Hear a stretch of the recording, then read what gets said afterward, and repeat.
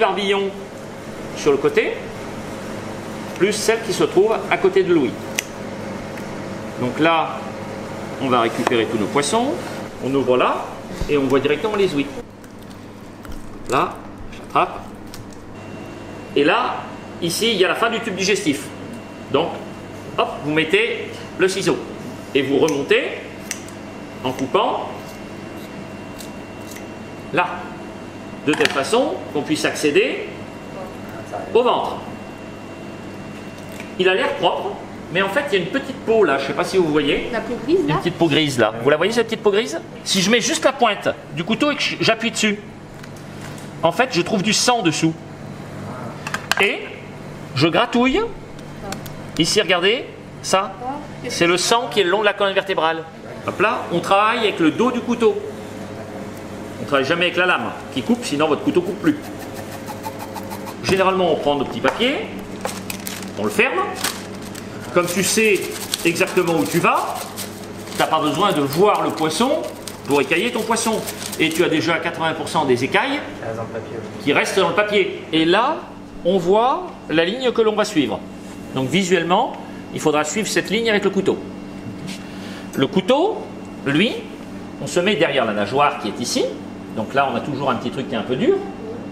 Donc on se met derrière et on va en direction de la tête. On a bien le petit bout de la nageoire. Je me suis bien mis avant la nageoire.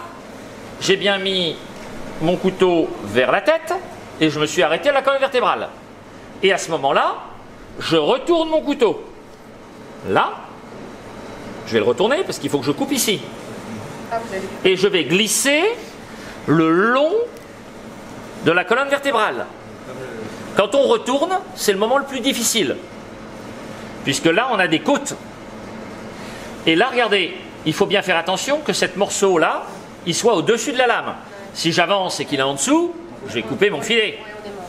Ça paraît évident, mais quand tu le fais, hein, donc là, levez bien, faites attention de ne pas vous couper, et visuellement, je vais suivre cette ligne avec les yeux.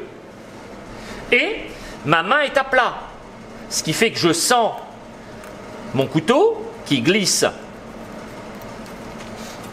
sur mon arête et ma main se déplace de telle façon que ma lame soit toujours entre mes doigts et ma main. Et comme ça, là, je m'appuie sur mon arête. Et je descends. À un moment donné, bah, c'est terminé. Je suis parti au bout. Ah, pas de chair. On passe la lame le long des côtes et on redescend de l'autre côté le long des arêtes. Et on enlève les arêtes. Derrière, sur ce côté-là, soit de ce côté-là, soit sur le deuxième filet, il y aura des petites arêtes. C'est soit d'un côté, soit de l'autre. Donc, soit vous l'avez sur ce filet-là, si vous ne l'avez pas sur ce filet-là, ce sera sur l'autre.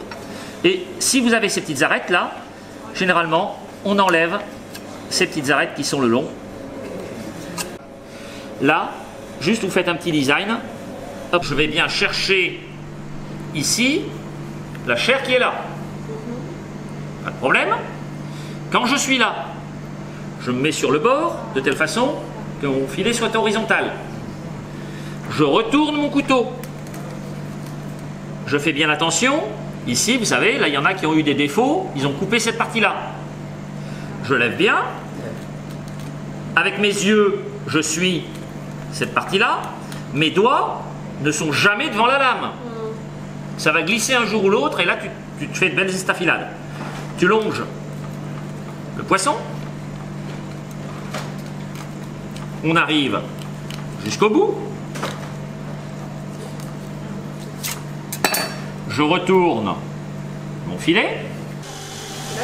Hop, j'enlève mes arêtes.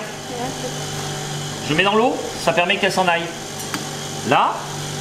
Et quand je fais ça, je mets jamais comme ça.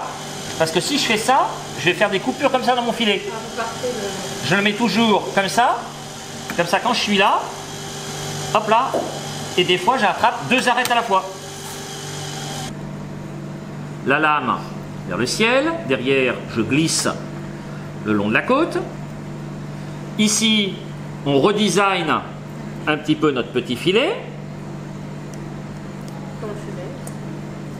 Derrière, ben là je vois bien que j'ai des petites arêtes qui sont ici.